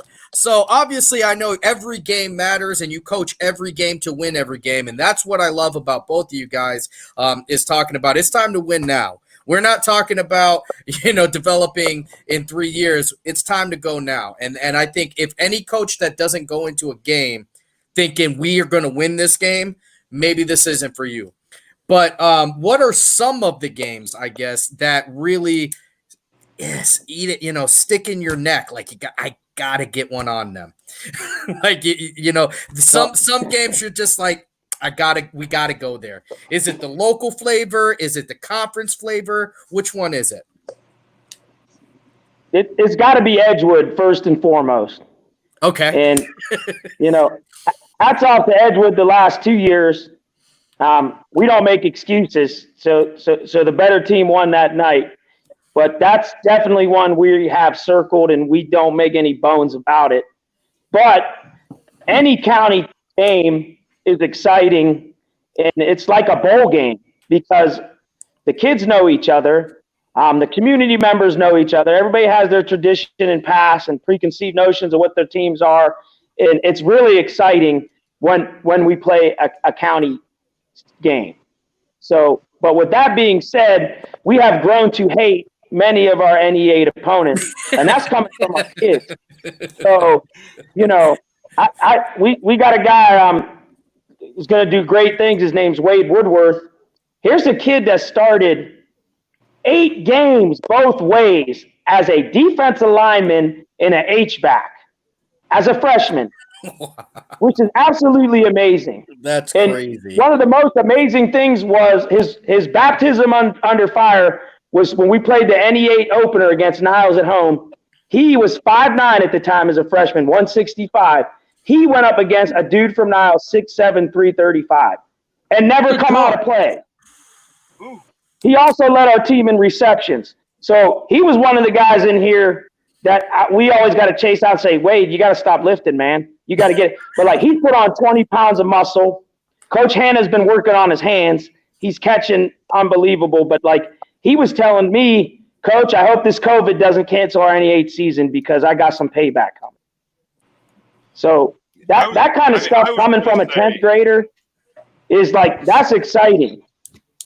And he's not the only one with that mindset, but he's a guy that really stands out as far as doing things the right way, attitude-wise, and producing on the field. So, take 1 through 10. We competitively hate them all. So hey, I love that. Right. Well, I was going to say, you said you were from the Youngstown area, Coach, and I'm looking. McKinley. There's out of Niles, Hubbard, Ohio, Struthers, Canfield, Poland. These are all the southern part of south of us. Those are. That's your stomping ground. So in the end, every time you show up there, you just want to put up a W. You don't want to have to come back home with the L, which obviously no matter where you go, you want to. But a lot of those schools there, I mean, that's what you were repping them before. So I can't imagine that you don't want to, go down there and let them know who you are and where you came from and why you guys are the greatest, so. And, the kids have grown. Like I said, the rivalries are developing. The NEA put Cortland Lakeview as our Week 10 game. And, again, we started 7 freshmen that Week 10 game. And, we battled tooth and nail. We lost in the last minute of the game. We lost a lead and end up losing at the last second of the game. That was a heartbreaker. But I think for the kids to work so hard and battle with the bigger opponent and have the game almost under control the whole game and have our heart broken, I think you kind of need that for the growth progression. So, again, that was one of the worst feelings walking off that field when all the kids sold out and we wanted to win for our seniors. But the fact that I saw a lot of sobbing kids in the locker room, to me, that was a good sign. I know these kids are investing and it means something to them. So I'm at the point where, talking about schedules, I know that's a hot button thing. It would be great if the county schools could get together and support and help each other. But, our coaches and especially Brandon, we're not afraid of anybody. Put the ball on the grass and we're going to show up and play. Because we don't know any other way. And that's one of the things I love about Brandon. From the first day I met him, he's got a lot of dog in him. And smart, very charismatic, great football coach. And he's not afraid either. So he's saying, let's go. He's not saying, oh, my God, look at this schedule. How do we compete? No, he's saying, let's go. So I think I needed somebody in my ear in about 3 years to finally say, hey, coach, let's go. And that's what Brandon has done for me and this team personally. Yep. I was going to say, you kind of stole my thunder a little bit, coach, but we'll roll with it. It's fine. I get it. Oh, and then he leaves. No, he throws up. Yeah, it's fine. He was still talking. We'll hop him back in here. I'm sure he'll be right back in. He's done it twice now. So there he is. Hold on, folks. Pop him in. There he is. All right, we're back. All right. Yeah, all right. So you were talking about it a little bit, Coach. And obviously we know COVID's going on. And obviously we don't know exactly what's going to happen. We spoke briefly last night about it, but I wanted to bring it up again today. What are your guys' thoughts about kind of bringing back the NEC in some way, shape, or form? I know there was a couple other teams, but, Connie, Edgewood, Geneva, Jefferson, Lakeside, all these, just playing each other. Just based on the fact, so you're looking at in college football, Big Ten has gone conference only because they're trying to minimize travel. And then you take that down to a little bit of a more micro level, and you look at Ohio with Governor DeWine labeling different counties in different colors based on their infection rate. I think it really is not very far-fetched to see where they could be like, listen, county travel only. You got Ashtabula County kids are going to play against Ashtabula County kids because you really don't know if you're bringing a team from maybe Cuyahoga, Mahoning, Franklin, you know what I mean? Any of these counties with a much higher infection rate than us, it could be problematic. But that's neither here nor there. But what do you think about a county? I know you said already, anytime, any place, which I'm ready to run through the wall already for you. So I know them kids are ready.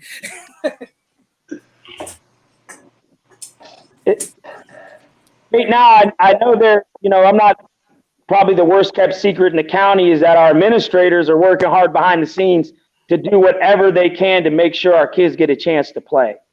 So just by rational deductive reasoning, if our county's doing okay with flattening the curve of the COVID-19, it would make sense that we would play each other. And the shorter bus rides are a good thing. The travel is a good thing. Kids may even be able to potentially get car rides there, which could be a healthy thing. So again, talking to the county coaches, the majority of us would be for that, definitely.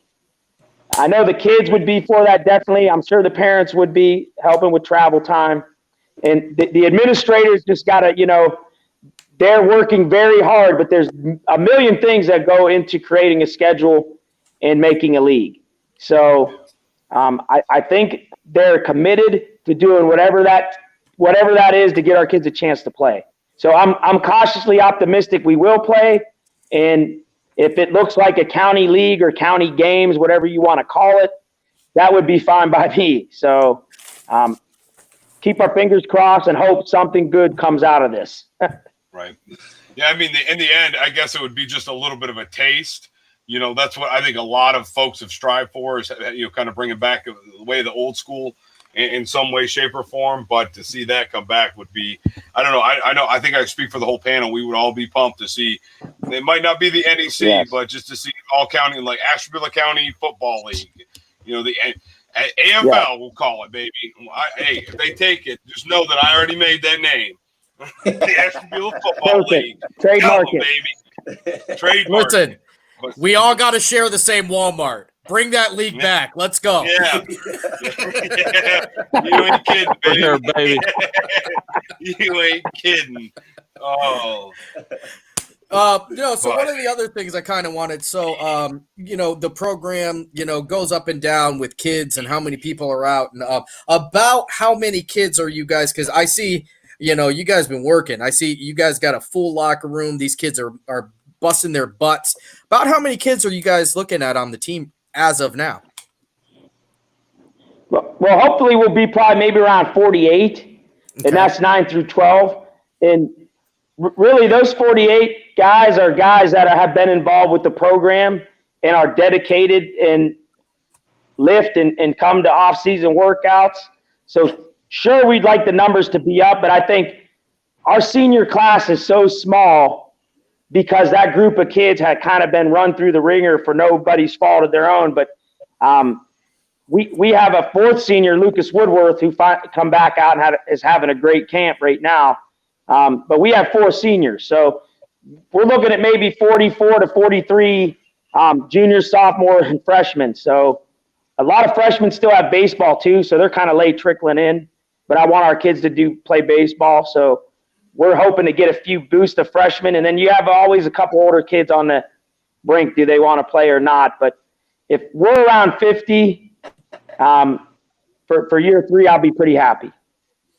So one of the things that plagues, you know, because you guys are Division 5, right? Correct. So one of the things that plagues the lower division schools, just because of the kids and everything, is depth.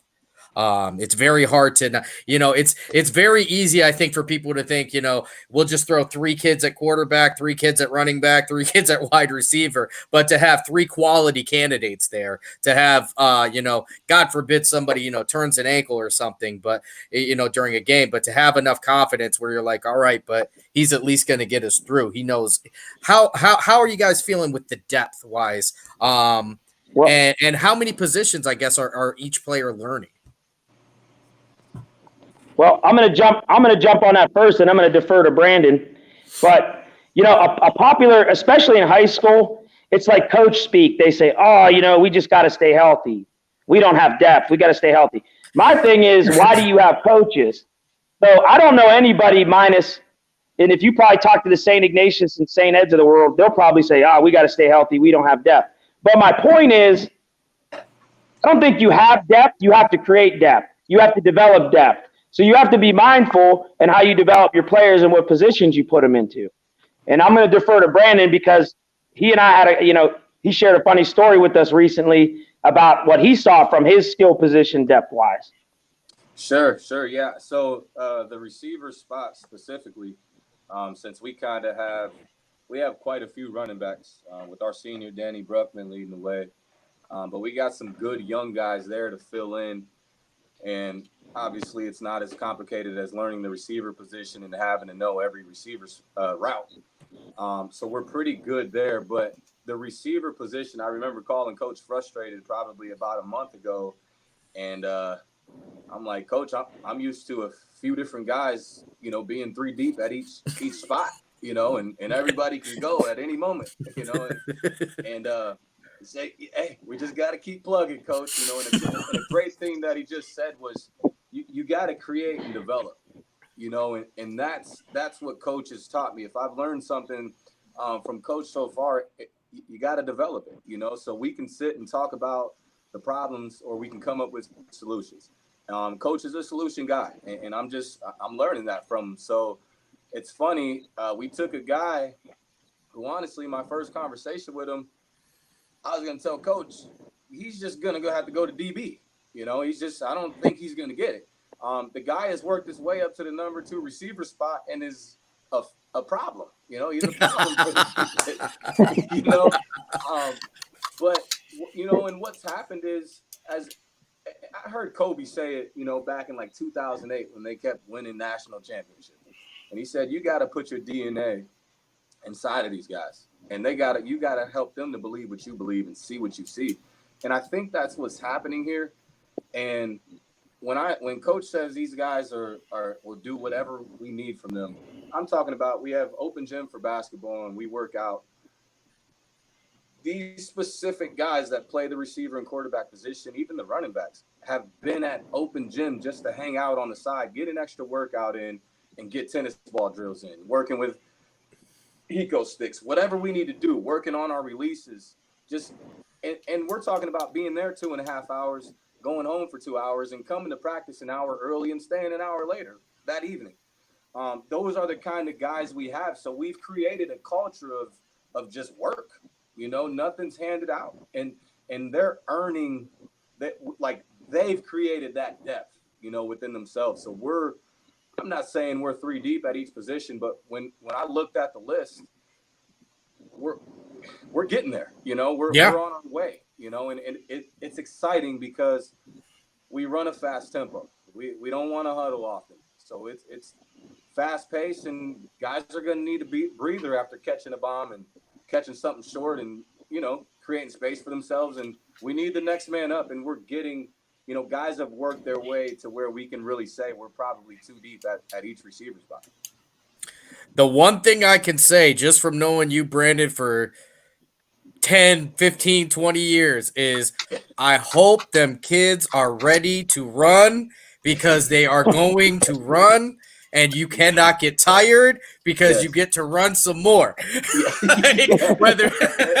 Whether you are running the ball, throwing the ball, you're not going to have too much time to complain about running out of breath because they're already on hut. Yeah. And Sammy, listen, I've legit made it a point. I want the quarterback snapping the ball before our receivers and our line is set to prove a point. And because of that, it's pushed the tempo so much. We haven't really had a false start. These guys are running and understanding, you know, the importance of let's go now. If we lost 2, let's get back 6 right now. You know, and it's crazy because we don't even have a time to the side for conditioning. Our Mayday team is our conditioning period because it's so upbeat. Now. You know, if I had hair, I probably would have lost it pushing this tempo this early. You know? So that's the goal. And honestly, man, so I say that to say this. When you ask about the locker room investment or knocking on doors, there's not a whole lot of time to figure out the system at practice. And I wasn't going to continue to show up and have to teach what I could have taken the time to teach outside of practice. So we've spent hours outside of our practice time to put in the system, to implement what we need implemented, to show videos of what we're looking at, and breaking down film with these guys, teaching them what to look for. There's so much, man, that we're giving them without it being an overload, because they're so hungry. They're just like, teach me. And it shows by the time we spend 35 minutes a team. You're like, when did you spend the time learning that? You know, we lifted earlier, we did individuals earlier, we had 7-on-7. These guys are putting in the work outside of practice and studying the way we need them to study. So our tempo is being pushed, our depth is being built. Those poor defensive players. I know they can't stand Hanna. They can't. They're like, man, this guy. First of all, the linemen probably can't even look him in the eyes. They're like, this guy's trying to kill me. I was going to ask though, you know, with the big tempo offense like that, what's the benefits of going no? I mean, I don't know if you said, you may have. I was listening, but did you mention possibly going no huddle? What is the benefit of that for you guys? Obviously I've only seen it on a pro level. Some high schools will do it too, but where does that play into the biggest role for you guys? Sure. I think off the top of my head, I think the first thing, one, is the obvious in the defense, having to hurry up and get set by the time, whether they signal in their defense, yell in their defense, whatever it is, we're already on to the next play. And there's so many different, like the same play is ran so many different ways that, you shouldn't be able to tell what's coming next. And if you can, then come talk to me and coach to evaluate my position, and we'll go from there. But the goal is, it's a no huddle, no mercy deal this way, and that's the goal. The kids are believing it. The coaching staff believes in it, and we'll see. But don't get it twisted. If we're not rolling at the moment, we can huddle up. We can slow it down. We can go double tight. We're fine. We don't have just one. Our identity is not set in just fast paced. That's the goal, no doubt about it. And trust me, if something's not working, we'll move on to the next thing, and we're preparing for whatever we need to do. Physically and mentally, it taxes a defense to have to keep up with that tempo. So you're chasing our little skill guys sideline to sideline, and you're huffing and puffing, and the next thing you know, we're pounding it down your throat. It's taxing. And, when we were going up against the defense in one of our early sessions, our one defensive back coach that will remain nameless says, hey, this one DB does a really good job until he just gets tired and loses his focus. And I kind of looked at him and I said, that's the point of what Brandon's trying to do. We're going to make you get tired and lose your focus. It's working, he looked like Darrell Reeves. He looked like Darrell Reeves for 15 minutes, and then after we ripped off a few, it's like bomb.com, baby. And it's just like, it's going. It's bomb.com. Like I said, and Coach was like, when he gets tired and loses his focus, I said, Coach, that's the point. He needs more training. Well, no, that's, what, there's a beautiful thing with that, because one of the things I can remember from when, back when I was playing high school is I feel like most weeks, the best athletes I saw were on our team. So our defense, the best athletes our defense were seeing, the hardest offense to stop was our own. So by the time Friday night come around and other teams are coming with this slow-paced offense, they're like, I'm fresh. This is the third quarter. Yeah. I still got plenty of air. Yeah. Well, imagine, I would guess quite a few of the schools that you're playing, there's going to be quite a few players running both ways. So if it's like you were talking about a lineman, playing D end, and then he's got to turn around and play the H-back position, or I don't know, maybe tight end, whatever it may be. But Jefferson just ran 12 plays down your throat, and now you got to go back out there and try to run another 12 and hope to God that the coach says, here, have a cup of water before you go in the next, series. You know what I mean? Like, but it is right. I genuinely, it was, I remember so I started my senior year in high school, and I was offensive guard, defensive tackle. I was taxed by that second half, or that second series. By the end of it, I was just praying to God, please let this be a 4 and out. I want off of this field for a little bit. Just give me 10 minutes, but it's to me, the high school game has evolved so much. And what I mean by that, 10, 15 years ago, the power I was like, that's just what everyone ran. Run, power I, or, a single running back set, something of that nature with 2 tight ends. And watching you guys, they have your footage up there on that, what's it, JJ Prep or whatever the website is. Yeah. But watching you guys, man, like you'll have trips to the right, one wide receiver left, what looks like might be a slot. Like, I don't know what's going on half the time. I'm not an OC, so I can't really, distinguish it. But I think it's amazing, and how it evolves, as a from that high school level, what we've done 15 years ago, because that was still stuck back in like the 60s and 70s. You know what I mean? They ran that same kind of offense. So, Sorry, I went on a little bit of a tangent of just my own opinion on things there, so I do apologize. But and then one thing we did talk about quarterback wise. So I wanted to ask about it because the juicy gossip. It sounds like there may be a little bit of QB battle out in Jefferson, if it's all right to talk about. Sure. That's great to talk about, and that's like we were talking last night. That's Brandon's expertise, and yeah, boy, being such a tremendous quarterback. Like, Brandon's really not a rookie coordinator, and I think one of you guys said like he's been an OC since he's been 7. But when I sat down and talked with Brandon, he's a very sharp offensive mind, but even more importantly, he's a great teacher. So I joke about I love Tim Tebow to death, but watching our QBs throw a little bit sometime last year, and this is probably just my fault because like I'm not a QB guy. And watching the one guy, he threw like Tim Tebow. Okay, great kid. His name was Tim Kinkoff. Great kid. Last year he threw like Tim Tebow, and everybody's kind of going back and like, yeah, is Timmy going to be able to throw these routes and do all this stuff? And I remember I turned to one of my coaches and I said, let Brandon work with them for a couple weeks or a month. Well, by the second practice, Brandon was working with Timmy. He was throwing the ball like, I'm not even exaggerating, it looked like Tom Brady delivery, man. I mean, that's hyperbole, but I'm just like, I said, everybody's got a clean slate. Let Brandon go to work. I said, let him go to work.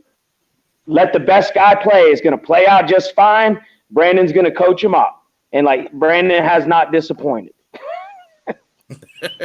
No, Coach, I greatly appreciate your words, man. That honestly means a lot. I think so. That's the situation I came into. The guy last year graduated. Timmy didn't get a lot of snaps at the position, and I heard he threw like Tebow. And then we had a Timmy Kinkoff, and then we got a sophomore, an incoming sophomore, Grant Hitchcock. He started point guard for us as a freshman in basketball and played a tremendous season. The kids battle tested. Plus he started corner all last season for us, for the football team. So the guy has the experience and definitely the heart for the position.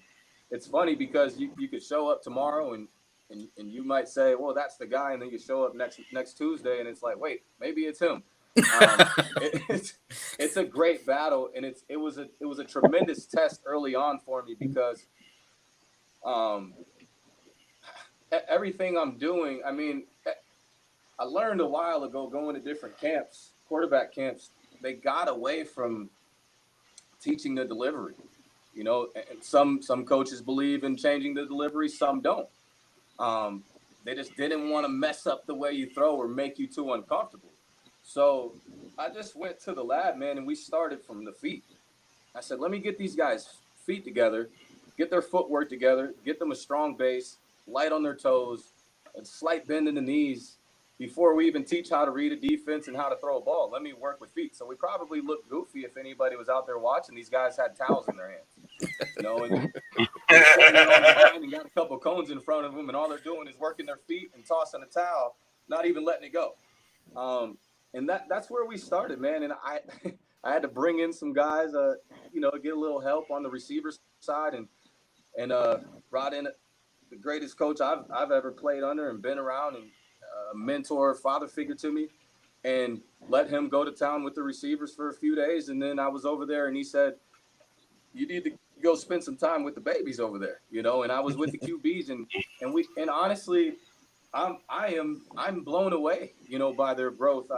I seen it the moment we went team and Mayday, and these guys were starting to let it go. And I'm like, oh man, the whole dynamic of the offense changed. And now we can implement things, and now we're learning to read coverages, and we're going to keep working our way, and we're not going to go too fast. I'm not in a rush. We're just getting started.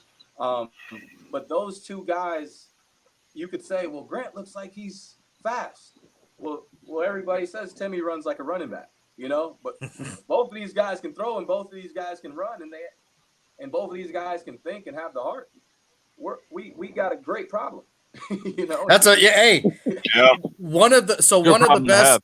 one of the best things I think that can be said about a coach and a coaching staff in general is so coach on offense and defense, you can throw in 100 different stunts on defense and you can throw in 100 different formations and packages and everything on offense. But what it comes down to is how comfortable are the kids when they're running it, because if you can be the greatest Madden player in the world, but it doesn't mean it's going to happen on the field. You know what I mean? So Right.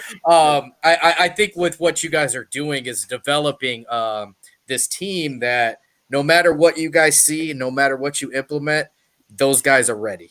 And I think that's the recipe for success. I always say it's culture, and you guys are developing a winning culture, which is it's admirable. I cannot wait to watch some Falcon football this year. I can't believe I'm saying that, but I can't wait to watch some Falcon football this year. Yeah, I mean, more than anything for me, honestly, is you guys said you're sophomore heavy this year, right? I mean, like you only got 4 or 5 seasons. I mean, you got some kids that are going to be growing together. You know what I mean? Don't get me wrong. Like I the way you guys talk, I genuinely believe you're going to have a successful season, but it can only get better from this point. The next step, another year together, one more year together. I mean, you're really talking about what, like 30 to 40 kids being seniors together, all the way up those ranks, So I genuinely hope it, like I said, Coach, I told you last night, you're high energy. I feel like these kids just want to run through a wall for you, because I know here I'm thinking let's just do this, let's have a great time. Hey, I want to run through a wall for them, and I don't like to run up the steps. So and I'm sure Hannah's over there. I don't really know Hanna. I played a little bit of ball with him back in the day, and I've always known, more of an acquaintance type thing. But I've seen some of the footage of you playing ball like everybody else, and yeah, good for you, Sammy. You're a little bit better than me now. But I'm just genuinely excited for you guys. I really am. I really am. I think it's going to be an interesting year, across the board. And I myself, kind of, in a way, I hope COVID hits and goes down to county football, and that's it. That's the good thing that come out of it. I want it to happen. I do. I can't help it. But yeah, man, it is now one of the really cool things, and it kind of struck me a little bit ago. So for Brandon, Brandon and I grew up together. We were in first grade together. We've known each other a long time. I mean, playing when we were 6 years old outside, at Saybrook Elementary, basketball, football, monkey bars, whatever. And then, we get to high school together, we still buddies and everything, college separate ways. And then I have your daughter in my classroom. We reconnect and stuff, which is awesome. I see her out there balling, and I saw Milani, which is crazy, balling too. But what's funny is I just kind of realized I'm up here and you're down there. It almost feels like I'm Smalls from Sandlot right now when he's at the beginning of the movie, and you're like Benny the Jet Rodriguez down there, balling out, coaching, doing your thing. And it's really funny and cool to see, man. It's kind of corny, but it's also kind of funny to me, because it's just man, this is it's kind of like a movie that I loved when I was younger. It's awesome to see. I wish you guys nothing but luck, man. Brandon, known you forever. Coach Ed, man. I mean, like Sammy said, I don't like to run, man. I mean, my physique will tell you that. But damn it, man. I just want to pile drive someone into the ground for you, man. And walk away and be like, that's right. Yeah, bro. You'll see Tom come out of the right-hand corner, just RKOing somebody. RKO. But listen, guys, it's 10:30. We don't want to take up any more of your time. I can only thank you guys so much. It's been a blast tonight. I was looking forward to, this morning, getting up. I was pumped about this. And it turned out to be everything I thought it was going to be and more. So thank you guys so much for joining us tonight. I don't know if you want to say anything to the audience before you leave. If you want to shout anybody out, you're welcome to. But if not, we're going to get out of here and let you guys do your thing. Well, I want to thank you guys for promoting our kids in our football programs. And like we talked about last night, I mean, that's what makes it special. We have to promote and market all the great things going on in this county and have some pride in the good things that are happening here. So I just want hats off to you gentlemen, and I'm going to continue to support your product and everything you do. And it's great to finally meet you. I'd like to meet you in person one day, but it's good to get to know you guys from our radio talk or internet talk, whatever you want to call it. But just thanks again from the bottom of my heart. A lot of love and respect for you guys and what you're doing for the county. So thank you. Yeah. Thank you guys for reaching out, man. You listen. This thing is going to be bigger than you guys can imagine, man. I see it. I believe in it. So don't put yourselves in a box, man. Let this thing blossom and blow. And it's something that the world needs right now. It's something the community needs right now. It's something that gives the kids hope. And that's a big, important word that a lot of these kids are looking for, and it can be provided through this screen. So keep it up, guys. I'm excited. You got my support. Let's go, man. Let's go. Let's grow. Hey, thank you guys so much for coming on tonight. I can't wait to see this team this year. I can't wait. We're going to do some player spotlights and stuff like that to catch some of these guys when they're out there doing that unbelievable stuff. And go Falcons this year, because I'm ready for you guys to turn this thing around. Heck yeah, man. All right. Thank you again, gentlemen. Thanks, guys. No problem. We'll probably see you tomorrow night, just so you guys know, which I think we talked about it. But, yeah, we'll see you. I promise you. You'll see more of my big, loud butt. Don't worry about it. Awesome. Come on. Thank you. Yeah, well, hey, thanks again, guys, so much. We'll talk to you soon. All right, this is Thank you. Goal. We're getting out of here. Ryan, signing off. I don't know why I said Tom, but I did. I don't even know my own damn name. Sam, signing off.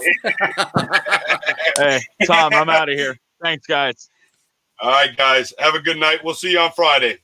Rebound taken by Iguodala. Iguodala to Curry. Back to Iguodala. Up for the layup. Oh, blocked by James. LeBron James with the rejection. Cleveland! This is for you! Come here to cleanse your soul. Yeah, 4-4 and go. That other getting old. We got Sam, Ryan, Tom. This is a sports octagon. Sports for forever and beyond. Spending with Sam, Ryan, Tom. From the puck to the glove to the pigskins high. Share all of your thoughts, just let it ride. Down the baseline in the bleachers, or you wanna get denied. Yeah, share all of your thoughts, just let it ride. 4-4 and go. Come here to cleanse your soul. Yeah, it's 4-4 and go. Come here to cleanse your soul. The Browns Super Bowl contenders. Hey, listen.